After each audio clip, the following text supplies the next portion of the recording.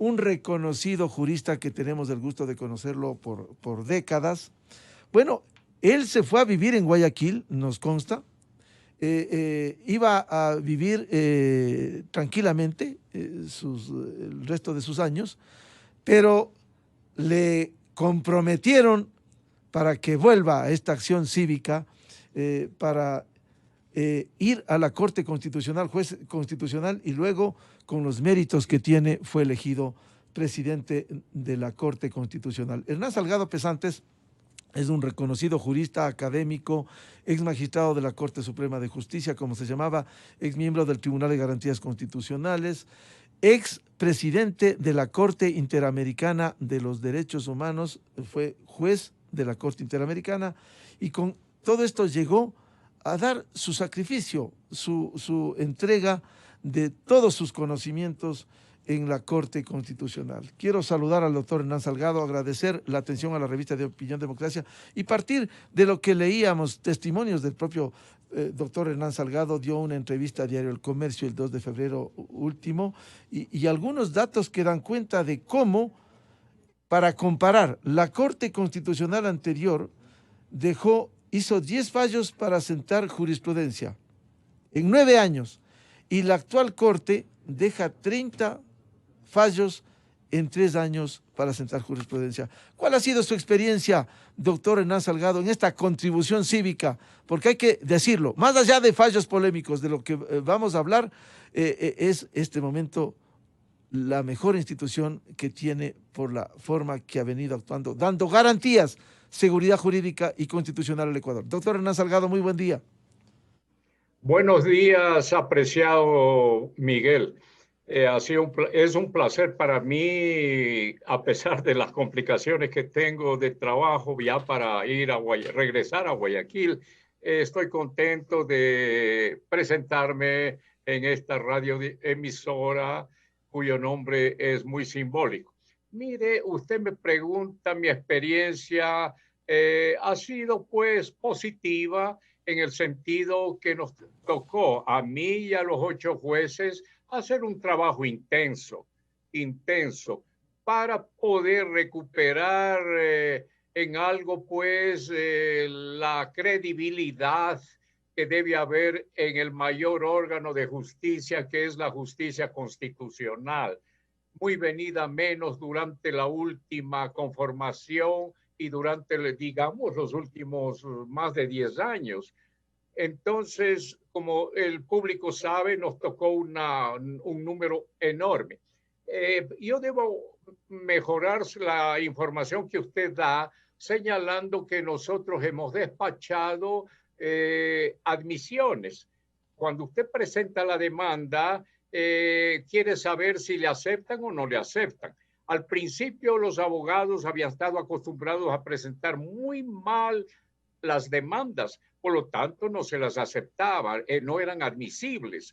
En este campo de la admisibilidad estamos casi al día hasta diciembre. En enero ya no hemos podido despachar mayormente.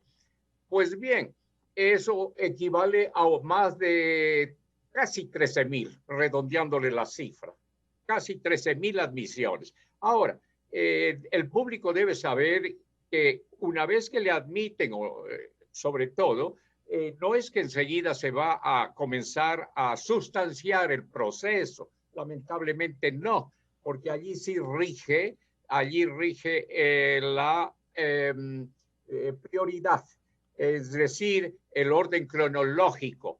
Hemos estado siguiendo por orden cronológico, que nos pareció lo más equitativo para que los que están atrás esperando los años anteriores puedan seguir avanzando a medida que nosotros vamos sustanciando los procesos y dando sentencia.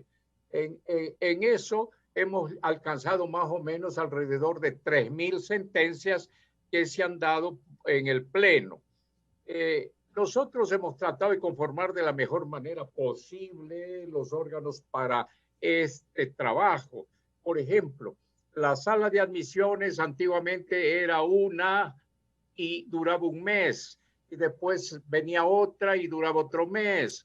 No, nosotros hicimos pues 3 salas, como había en el antiguo Tribunal Constitucional, 3 salas.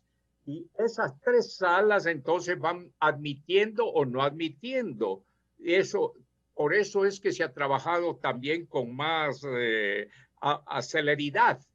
Ahora, lamentablemente, pues ya para hacer la sustanciación sí demora. Eso estamos recién en el año 2017 y 2018. En ese punto nos encontró este sorteo. Y por lo tanto hay que ir esperando. Los del 2020 naturalmente tendrán que esperar. No ha sido culpa nuestra, es culpa pues de que haya habido esta carga realmente increíble. También hemos tenido, vale la pena que informemos al público. Ahora, pues, con los escasos recursos económicos, hemos buscado tecnificar el sorteo, tecnificar todo lo que tiene, pues, para que los usuarios puedan desde su domicilio, no necesitan ir a la Corte Constitucional, para que puedan entrar su demanda y ver a quién le toca, porque ese mismo momento que está ingresando en este sistema digital, ya le están sorteando y se sabe a qué juez le tocará este caso. Y asimismo, en cualquier momento puede asimismo entrar a digitalizar y ver dónde está su caso, qué diligencias ha hecho el juez que tiene a cargo. Esto ayuda muchísimo a la tecnificación, ¿no? En eso hemos puesto también mucho empeño. Eso es transparencia, eso permite un mejor servicio al usuario. Yo creo, y me dirijo al público en general del país, yo creo que en los próximos meses esto cada vez se irá tecnificando mucho más, porque se ha trabajado bastante. Y esperemos que ya de aquí a unos 3 años que salgan estos colegas y vengan otros 3, en ese momento espero con toda confianza que se habrán hecho grandes logros, grandes logros. Doctor A Hernán eso le Salgado. podría decir rápidamente, Miguel. Sí, doctor Hernán Salgado, usted ha hablado de alrededor de 13,000 procesos admitidos, incluso más allá de los 14,000 procesos que recibieron ustedes cuando llegaron a la Corte Constitucional. La estructura, ¿cómo cambiar la estructura? Porque anteriormente el Tribunal de Garantías Constitucionales había las salas que de alguna manera tenían autonomía y despachaban. La sala integrada por 3 votos. Si había los dos, solo cuando había 2 votos, no había unanimidad, iba al pleno. Pero si había unanimidad, ya no iba al pleno, ya no congestionaba más. ¿Esto cuánto, por un lado, ayudaba y cuánto ha perjudicado? Mire, yo creo que ese sistema anterior sí era bueno, sí debía mantenerse en la Constitución y en la Ley Orgánica de Garantías Jurisdiccionales, sí debía mantenerse, eh, porque como usted bien señala, una vez que ya obtuvo 3 votos de los 3 miembros de la sala, ya, ¿para qué al Pleno? En ese momento inmediatamente terminaba y se procesaba el asunto, se procesaba y entonces eso ayudaba mucho. Este otro sistema que se estableció. Quizás se pensó de que habían salas, como nunca faltan, de jueces no adecuados, que a lo mejor cometían irregularidades, a lo mejor me atrevo a decir que hasta vendían sentencias. Entonces, por eso se cambió el sistema. Pero este otro sistema vuelta tapona bastante. Y esto no ha impedido que en la Corte con los miembros anteriores también se den muchas irregularidades. Preguntémonos, ¿por qué un caso del 2010 no se despachó? ¿Por qué se despachaba uno del 2018 en ese tiempo? ¿Por qué? ¿Por qué se le daba preferencia? Seguramente porque pagaban, seguramente, eso se ha oído. Y entonces eso no ayuda a la justicia constitucional.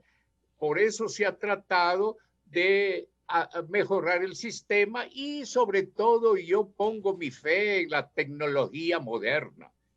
Como le digo, ni bien el usuario esté presentando su demanda, ya le están respondiendo a qué juez va. Y ese juez de qué sala será, eso ya se sabe rápidamente.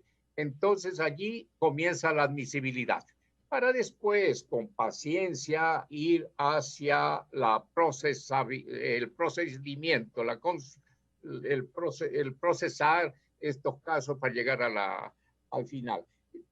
Como vemos en el sistema, claro que se hace un cuello de botella, he dicho yo, con todos los casos que tienen que ir al pleno. El pleno también nos hemos reunido periódicamente una vez a la semana, de un día entero, que se ha comenzado a las 9 y se ha terminado a las 6 de la tarde, deliberando, discutiendo los casos, y luego pues tratando de notificar a todos, que también es otro trabajo enorme. Pero así hemos estado avanzando. Esperamos que, le digo, pues en el futuro haciendo algunas reformas a la ley orgánica de justicia constitucional, podamos mejorar. Nosotros mejoramos bastante el reglamento que tiene de procedimientos la Corte. Eso también hay que seguirlo mejorando, de acuerdo con las experiencias que vamos viendo. Doctor Hernán Salgado, siendo importante lo que usted nos describe, el trabajo cumplido en estos 3 años, sin embargo, hay que decirlo, ha habido fallos como en toda corte, fallos polémicos y complejos. Es decir, quien pierde se siente afectado y hay diferentes reacciones en ese sentido. Fallos complejos que quisiera citar: el aborto por violación, el matrimonio igualitario o los derechos laborales, incluso dejando la conciencia, el pensamiento que usted, a diferencia de lo que se ha aprobado, le tocó salir a defender esos fallos como presidente de la Corte Constitucional, doctor Salgado. Así debe ser. Hemos querido dar una lección al país. No porque yo no pienso igual, debo yo comenzar a desdeñar, a impugnar el fallo de mayoría. No, no puede ser así. La mayoría decidió un caso, por ejemplo, matrimonio igualitario. Yo no estaba de acuerdo con ello. Y entonces yo, como presidente de la Corte, tenía necesariamente que adherirme a ese fallo y hacerlo conocer al público, hacerle conocer que yo personalmente sí permitía que haya, yo tengo mucha tolerancia, permitía que hubiera el matrimonio entre 2 personas del mismo sexo. Lo que pasa es que la Constitución era bastante clara en decir que debe ser un varón y una mujer. En ese momento yo dije, eso ya no cabe interpretar. Eso debe, pues, reformarse vía Asamblea Nacional. Pero los colegas de mayoría pensaron que sí era posible la interpretación. Bien, ahí está escrito, pues, todo el análisis jurídico. En el aborto, mire, en el caso de personas violadas, porque solo allí se tocó el aborto, para aquellos que fueron señoras jóvenes que fueron violadas, entonces se quitaba la penalización, porque la ley contemplaba la penalización solamente en el caso de que la persona fuera incapacitada. Solamente allí no había problema. Pero entonces se dijo, eso también no deja de ser discriminatorio. Si esa persona, esa señora, esa mujer discapacitada podría abortar sin penas, sin cometer un delito, entonces también extendámoslo a todas las mujeres que hubieran sufrido violación y que quieran acudir al aborto. Naturalmente no pudimos entrar en todo el detalle. Esa fue la consigna general. Y encargamos que la Asamblea Nacional vaya pues estableciendo el tiempo y 1000 detalles más. Ellos como legisladores tienen más capacidad para deliberar, es su papel y pueden pues entonces ir haciendo una ley para que complemente lo que la Corte había dicho. Eso estamos viendo pues que hay discusiones hasta ahora, deliberaciones y esperamos que todo tenga un final aceptable. En honor al tiempo, sabemos que sus actividades va a concluir en Quito. Sabemos y le agradecemos su atención como siempre, doctor Hernán Salgado. Dos preguntas finales que quisiera hacerlo.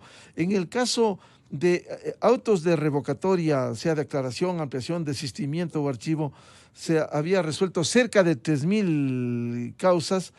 Si se toma en cuenta lo que pasó frente a lo que hizo la Corte anterior. ¿Se ha conseguido esto reformando o de qué manera se lo ha hecho, doctor Hernán Salgado? Mire, cada despacho del juez va examinando que en muchos casos se pide pues una aclaración y ampliación de la sentencia que se ha dictado. Y eso naturalmente se acepta y a trámite y habrá que examinar si hay lugar a la aclaración. Generalmente la ampliación no es tan aceptable porque eso ya de por sí llevaría a cambiar la sentencia. Eh, y incluso la aclaración, hay que tener mucho cuidado. Los jueces creo que siempre han tenido cuidado de que no se altere el texto de la sentencia. Si hay algún punto que aclarar, bien. Y lo mismo pues en la ampliación. Bien. Entonces, de esto se ha dado bastante. Esto viene a ser parte del seguimiento que la Corte Constitucional hace de sus sentencias y que los usuarios los piden. Asimismo, hay otros casos que se presentan más fáciles. El caso quieren desistimiento. Quienes, perdón, desisten de seguir su acción por mil razones. Entonces tratamos de aceptar el desistimiento siempre que cumplan determinados requisitos, que sea la persona que presentó pues la demanda, que aparece como accionante o otras circunstancias. Entonces, para que pueda presentarse ante la Corte y desistir del caso. Esto en estos aspectos, sí. Y en el caso de las acciones extraordinarias de protección, como señala la Constitución, artículo 437. Sí. Y en el caso de las acciones extraordinarias de protección, ¿cuál ha sido el porcentaje de lo que han recibido y han despachado? Vea, le decía pues que los abogados estaban acostumbrados en los primeros tiempos a presentar acciones y muy mal elaboradas, que tenían grandes deficiencias. Indudablemente, la Corte con sus exigencias actuales no iba a aceptar aquello. Inmediatamente se declaraba pues inadmitido. Eso subió bastante. Me atrevo, ya no tengo la cifra precisa en porcentajes, me atrevo a decir que sí, habrá llegado hasta más del 80% que no se admitieron. Casos pues muy mal planteados. Eh, pero de todas maneras el público debe entender que no es simplemente de ver la demanda y decir esto no se acepta. De todas maneras hay que responder, hay que dar un auto explicando por qué no se cumplió con tal disposición, con tal otra. Lo que quiero decir es que esto le lleva tiempo también. Esto es tiempo que se consume en decirle que no se admite ese caso. Por lo tanto, entonces, las admitidas deben estar más o menos por el 20%.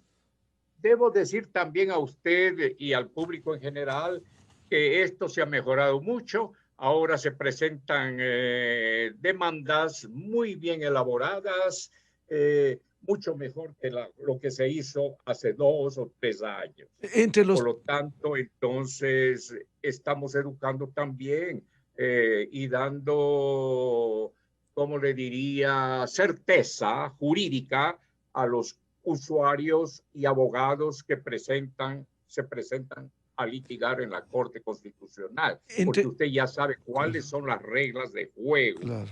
Está claramente señalado, no tiene más que seguir aquello. Claro, entre los tantos temas pendientes y también que han ventilado, que han generado polémica, derechos laborales, ¿cómo deja esto el doctor Hernán Salgado?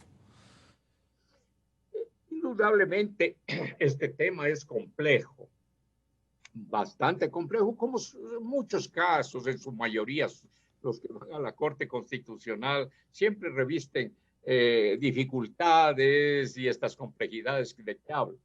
Eh, en esta situación, la Corte ha analizado con mucho cuidado y en su mayor parte, digo, las sentencias han aceptado las acciones que han presentado grupos laborales de trabajadores. El problema más complejo es cuando hay que ver la reparación. Hemos sido, yo diría, hasta cierto punto equitativos en ver que la reparación sea pues adecuada a lo que se ha perjudicado al trabajador o al gremio, pero tampoco hemos pensado que deben ser sumas muy grandes como a veces piden.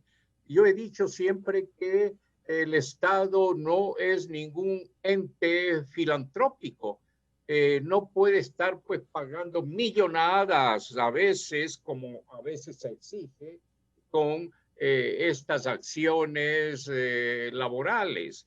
No, hay que también ponerse en un justo medio, dar lo que corresponda y no más, porque como se suele decir, ganar un caso, dar una sentencia, no es para hacer ricos a las personas, no, es la justicia la que se entrega al caso que se examina. Y una reparación, repito, en equidad sobre todo. Doctor Hernán Salgado, ¿sale usted satisfecho de este nuevo aporte que ha dado al país desde la Corte Constitucional? Regresa a Guayaquil, a diferencia, porque hay que decirlo para registro histórico, a diferencia de esa Corte cervecera anterior. ¿Sale satisfecho de su trabajo, de su Sí, entrega cumplida? muy satisfecho, indudablemente, como solemos decir, y así lo he dicho yo siempre como profesor antiguo que he sido, y agradezco pues que se me haya reconocido. Ya tengo más de 50 años de docencia, y entonces deber cumplido solíamos decir, deber cumplido, pero hágalo con responsabilidad, con entrega.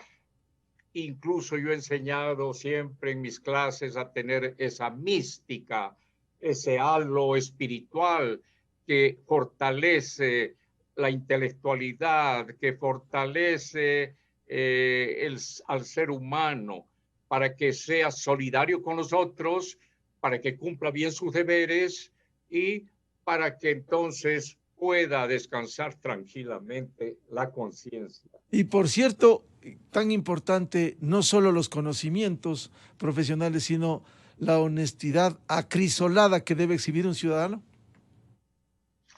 Eso debe acompañarnos siempre. Eso hemos querido también hacer públicos, que somos independientes, un juez debe serlo, que somos honestos.